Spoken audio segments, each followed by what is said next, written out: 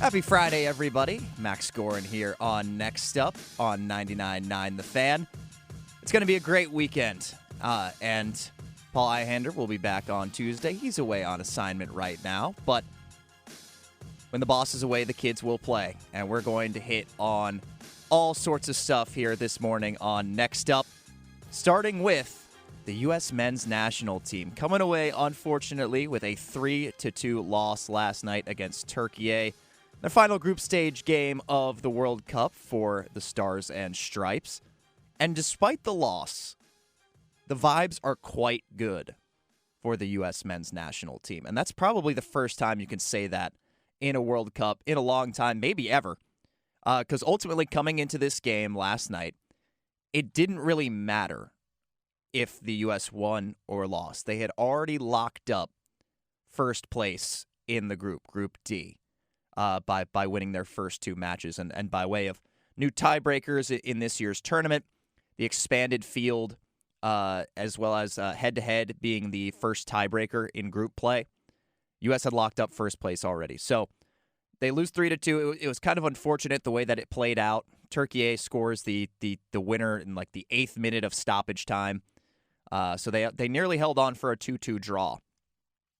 And a 2-2 draw would have been acceptable because it was basically a B squad out there for the U.S.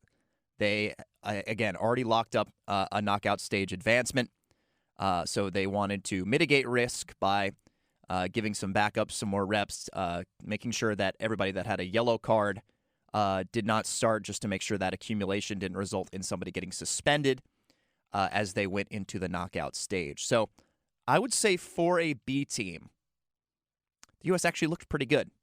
And I want to give a particular shout-out to Sebastian Berhalter.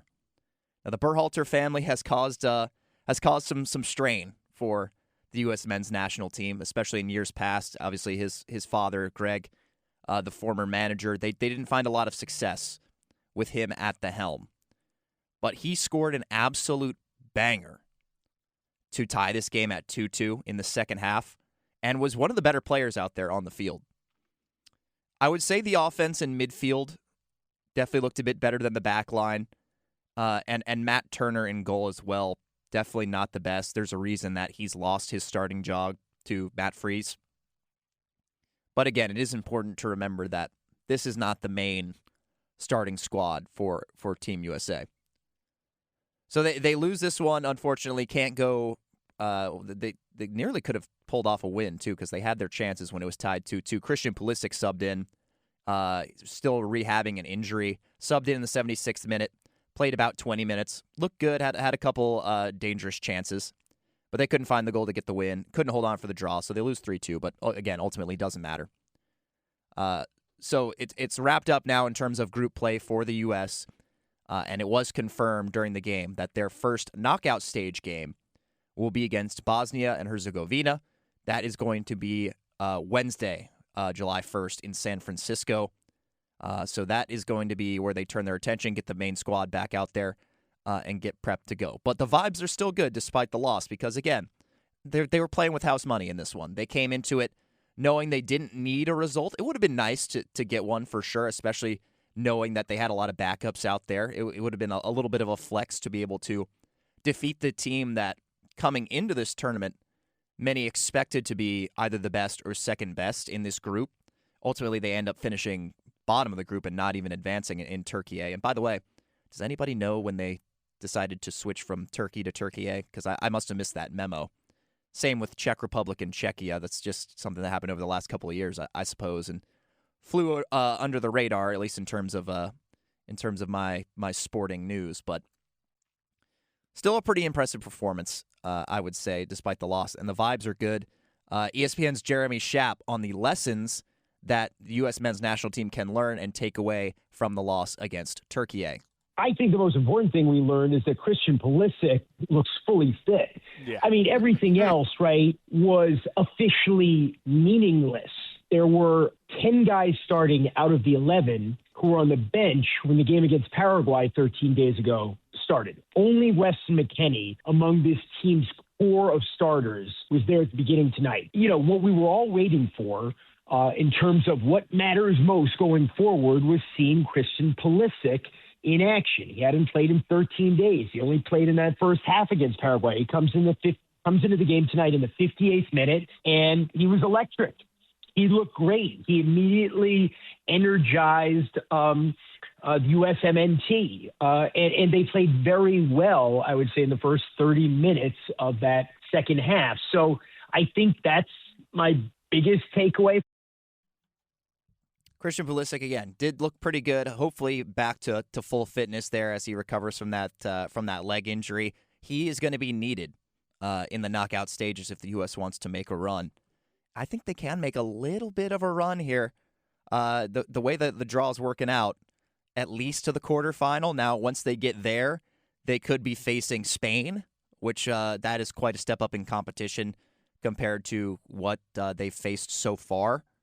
But U.S. men's national team looking a lot stronger than I can personally remember watching. And look, I'm 25 years old, so the first World Cup I remember watching was 2010 when Landon Donovan scored the big goal against Algeria to get them through the groups. I've never seen this team get past the round of 16. Now, again, with this new format and expanded field, 48 teams, that means the first knockout stage game is now a round of 32. So they'll have to win a knockout stage game just to get to the round of 16. And they'd have to win 2 games of the knockouts to get to the quarterfinal. So that remains to be seen. So Wednesday, again, Bosnia and Herzegovina, they will be heavy favorites in that one to get it done and at least get to the round of 16. And we'll talk about their draw of who they could potentially face in that second match later on. Other big results from yesterday, Ecuador pulled off a big upset win over Germany to advance to knockouts. Second half goal to pull that one off. Again, underdogs getting the win. I think this tournament has been full of underdog stories. It's been a lot of fun to watch. And I would say that the vibes for the Netherlands and the Orange Army are so high. The Orange Army is their fans. They all put on the orange shirts and have a good time. Kind of similar to the Tartan Army with Scotland. For those of you who haven't seen on social media, Scotland and also the Orange Army, their fans go into the cities and just take over. And they drink and be merry and sing and have a great time. So yesterday was Kansas City for the Orange Army in Netherlands. Dominant 3-1 win for them. They're another side that tends to maybe fall a little bit short compared to the expectations and the talent on their squad. So they're looking to make a deep run in this one as well. They've got 10 goals in the group stage, which is tied for the most so far. That offense is looking great. It's looking great. So Netherlands definitely a team to watch as we get to the knockout stage. Group stage games are ending on Saturday. So the first knockout game is going to be on Sunday. I believe that one is in Los Angeles as well. So we go to today, and leading off the schedule today is an absolute banger. Norway versus France in quote-unquote Boston. It's in Foxborough at Gillette Stadium, but in this tournament, at FIFA, it's Boston Stadium. This may be the group stage matchup of the tournament. These two are trying to win Group I.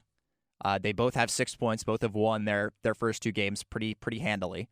Erling Haaland, huge Caniac, was in attendance for Game 5 of the Stanley Cup Final. He actually vlogged it, too. I was just watching that the other day. Seems like him and that Norway team had an absolute blast watching the Hurricanes win Game 5 against the Vegas Golden Knights. Him and Norway against France, Kylian Mbappe, who by all indications will be at some point the all-time leader in goals in the World Cup. He's still got to fight off Messi, so once Messi eventually stops playing, Mbappe will pass him, but if Messi wants to keep doing it, then it's going to be hard for him to do that. This game's going to be incredible. I can't find the words. Basically, if you're listening to this segment and you're thinking, why is he talking about the World Cup? I want to hear about the Canes. I want to hear about the LaMelo trade. We're going to get to all of that. But if you're not a soccer fan, I'm asking you, I'm begging you, please, tune into Fox at 3 o'clock this afternoon for this Norway versus France game. Please. This is going to be an excellent, excellent game. I would wager that Haaland and Mbappe are both going to score at least one each. It should be high-flying. The over-under on this game is 3.5. I wouldn't be shocked if they go over that, if this is like a 3-2 game or something like that. Now, France as a squad has a ton of, European, and Norway has it too, but France just has a ton of super high-level players outside of Mbappe as well, whereas Norway only has one or two like super elite players outside of Holland. France has Dembele, among others, littered throughout the squad.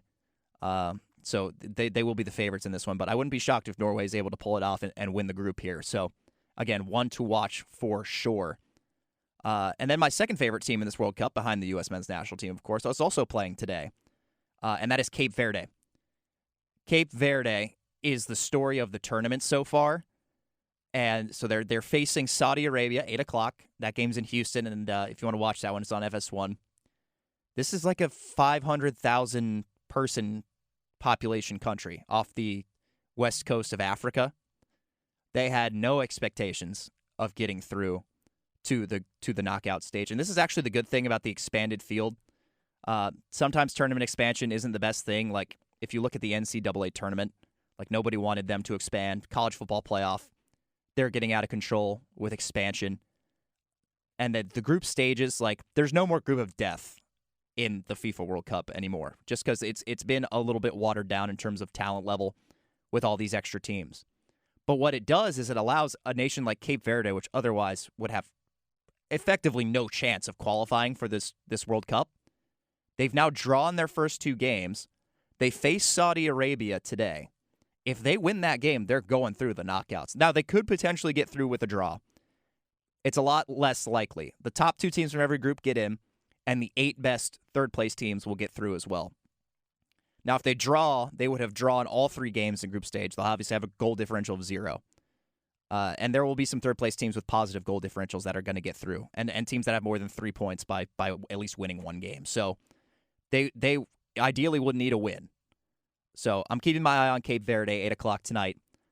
Rooting for them hard. That's my second team, and I hope that they can get through to the knockout stage. And then the other game for me that we should keep an eye on, especially in terms of USMNT implications. Egypt is facing Iran at 11 o'clock tonight in Seattle. As it stands right now in the live bracket, the winner of Egypt and South Korea would be the opponent for the U.S. in the second round of knockouts, in the round of 16. So get a little bit of a pre-scout. Egypt has Mo Salah, who famously played many years at Liverpool, just finished his last season there. This past season. They just got their first ever World Cup win in their last game. So as a full squad, not the most daunting, but they do have a little bit of that high-end talent to watch, and he might provide some moments of magic in that game tonight, so definitely another one to keep an eye on. But World Cup just rolling towards the end of the group stage. I can't believe it's already over, but we still have a couple weeks of knockout football or soccer to go, and that's when it really gets exciting because the stakes just get higher and higher, and I'm excited for it to get started this weekend. So last group stage games today and tomorrow, knockouts starting on Sunday, and again, the U.S. plays their first knockout game against Bosnia and Herzegovina. That game is on Wednesday.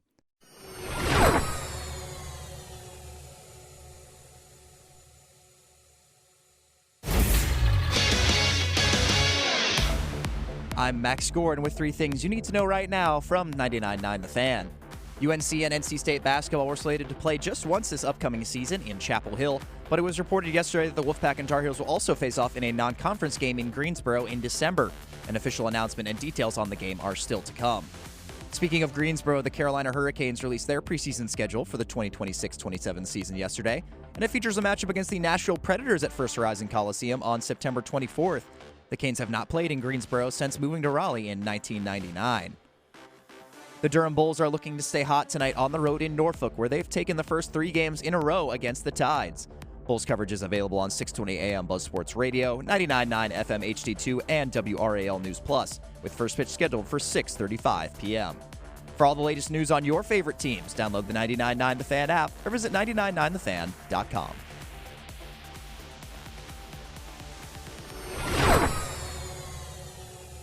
I preface this segment by asking, what would it take for you to turn down $120 million?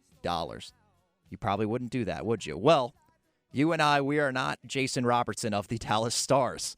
As it was reported yesterday from Elliot Friedman, great NHL insider analyst for Sportsnet. Jason Robertson was offered an 8-year, $15 million per year contract from the Seattle Kraken, and said no. He rejected it. And this is not the first time a kind of star winger has rejected a big contract offer from the Kraken. And you start to feel bad for them a little bit, because if it were any other team, I don't know if that contract offer is getting turned down. But they also reportedly wanted Artemi Panarin at this most recent trade deadline where he was moved from the Rangers to the LA Kings. Well, they were willing to sign Artemi Panarin for a 4-year, $14 million per year contract. And he also was not interested in that. Of course, ended up going to LA. I think he only signed, it was like 2 years by $11 million. So it took a significant discount to avoid being sent to the Seattle Kraken. They need to do something, because they are quickly becoming the NHL's most irrelevant team just about 5 years into their existence. They had one playoff run, one playoff appearance, although they did win a series in that appearance in their second year of existence. But the last 3 years, missed the playoffs. Now they're taking these big swings for players, and the players are not all that interested in coming to play up there in Seattle. And in terms of Jason Robertson, it's interesting. He's a restricted free agent with the Dallas Stars. They have cap issues. They're up against the salary cap. Obviously, he's a fantastic player. 96 points this past season. Really good goal scorer. Was snubbed from Team USA at the Olympics. Clearly that worked out for the Americans, but he's definitely a very talented player. He's over a point per game in his career so far. So a great young talent, still in his mid-20s. Does he want to come play for Carolina? Is that what we're doing here? Is this what's happening in the NHL, where all these players like Brady Tkachuk, Jason Robertson, they only have Carolina and Vegas and Florida, Minnesota on their trade lists? Is that what's going on? Could end up being a trade for Jason Robertson. Could end up being an offer sheet, I suppose. I think he wants to stay in Dallas, but he wants to have his contract demands met. But we'll see what happens with that one. Definitely a situation to monitor as we head towards tonight's first round of the NHL Draft. So the NBA's next generation of talent drafted earlier this week. Now the NHL's turn. Starting tonight, Toronto Maple Leafs, first overall pick, likely to take Gavin McKenna. Likely to see Ivar Stenberg taken second overall for the San Jose Sharks. Beyond that, I'm not sure, but that's the rumor, or that's the expectation at the top of the board. At the end of the first round, the Carolina Hurricanes possess the 31st overall pick, but apparently are more interested in moving that pick for a player that can help them a little bit more imminently. Instead of kind of planning for the future, they're trying to continue to build off the momentum of winning the Stanley Cup and keep bolstering their roster. Will that roster include Alexander Nikishin? I'm not sure. It seems like the contract negotiation for Nikishin, who is also a restricted free agent this offseason, perhaps Nikishin's camp and the Hurricanes front office are not on the same page. So Nikishin is reportedly getting floated in some trade offers. Yesterday, Darren Dreger from TSN reported that upwards of 6 teams are in the mix interested in Nikishin. And Elliot Friedman yesterday also reported that Nikishin has been on the table as part of a trade package for the Winnipeg Jets goaltender Connor Hellebuck. 3-time Vezina winner. Had a bit of a down year this past season, but Winnipeg in general did not have the best year.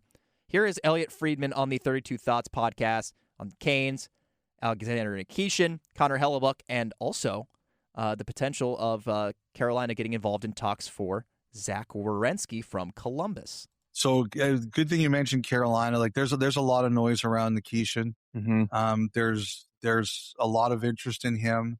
One of the things I've heard is that Carolina prefers a player back for him.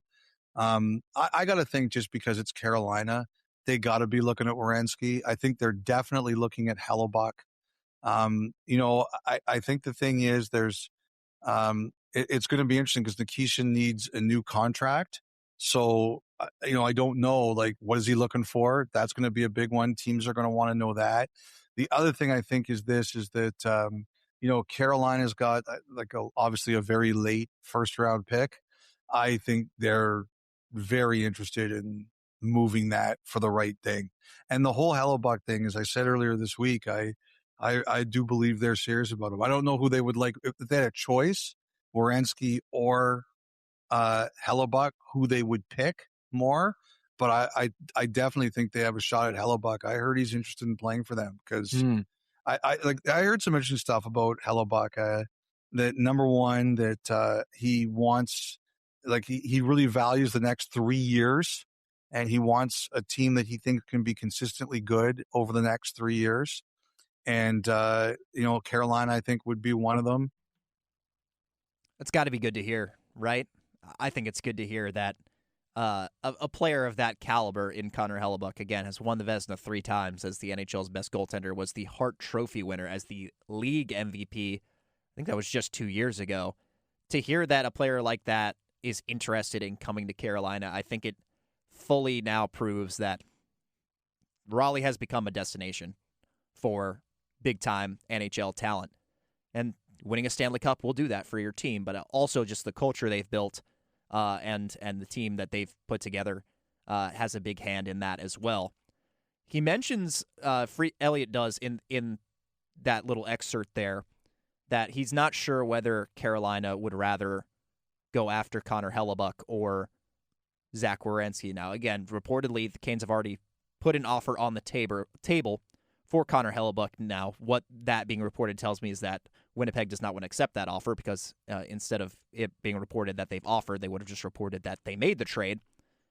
But if it were up to me, I would 100% rather take Zach Werenski, who was the Norris Trophy winner as the league's best defenseman this past season and is one of the best offensive defensemen in the league, can quarterback the power play. Now, he's only got 2 years left on his contract, and he would be due for quite a pay raise, probably in the range of at least, $11 or $12 million a year, and that may be a little bit generous on the low side. But the trade would make sense in the way that if you're sending out Alexander Nikishin, which would probably be the centerpiece of any kind of deal for either one of these players, just based on all the reporting recently, a package centered around Nikishin and the Hurricanes' first-round pick this year. In terms of goaltending, Carolina's got Bussy locked up. They just got the 3-year extension for him at a really, really reasonable number. He's making less than $2 million a year for the next 3 years. And he just went on the road and got a shutout in Game 6 of the Stanley Cup Final to win the Stanley Cup. That, alongside his historic regular season where he was setting records left and right.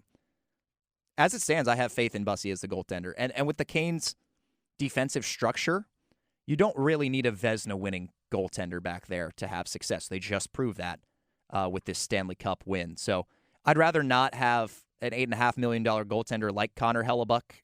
And he's signed for the next 5 years or something like that. I think it's through 2030 or 2031. I would just prefer the cap flexibility for them to be able to upgrade the skater core over that. But in terms of the two, you can't go wrong acquiring either one. Both him and Zach Werenski, really great talents. If they're able to pull off a trade for either one, that will make the team better. There's no doubt about that.